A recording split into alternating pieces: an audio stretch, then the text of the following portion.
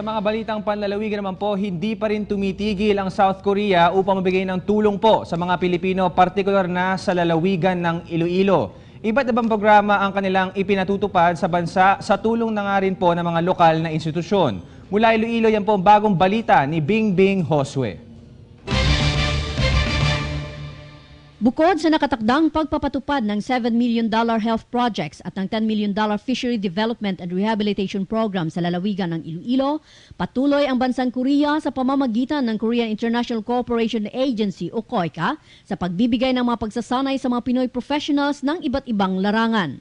Mula 1991, mahigit kumulang 3,000 scholars na umano ang ipinadala sa Korea sa ilalim ng training program nito.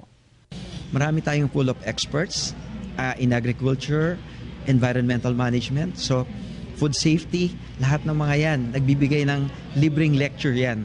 So meron din tayong mga medical mission at kung ano yung kaya nating itulong sa komunidad, kahit sa simpleng paraan ginagawa natin yan.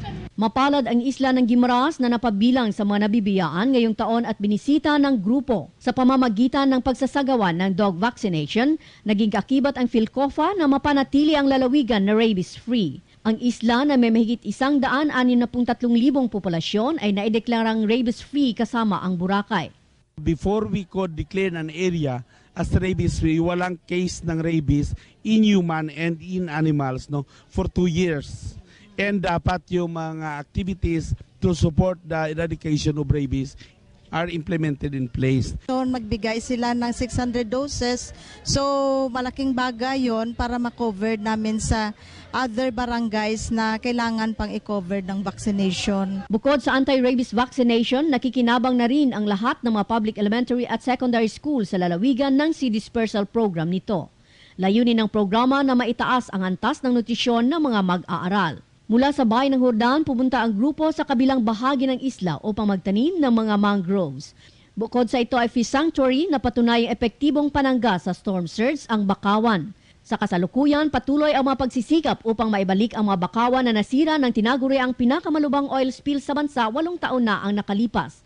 Kaya malaki ang pasasalamat ng pamalaang lokal at ng mga mangingisda sa katulad ng mga pagtulong. Yan yung pinaka maganda sa lahat, yung simula. Nagsimula tayo sa maliit na bagay na nakadevelop tayo ng magandang relationship with the community and with the local government. At yun, titingnan natin kung ano pang bagay yung pwede natin maitulong sa kanila. Samantala, ikinatuwa naman ng KOICA na patuloy na ibinabahagi ng kanilang training program alumni ang naangking kaalaman upang makatulong sa mga pagsisikap para sa kaunlaran. Suportado na rin umano nito ang naturang adhikain. They had experience in Korea, and I think that just motivated them to just get together. Even though they don't get directly benefited, they still rise up themselves and help people in the Philippines. Bingbing Josue, News Team 13, Iloilo. Magbabalik po ang News Team 13 makalipas ang ilang paalala.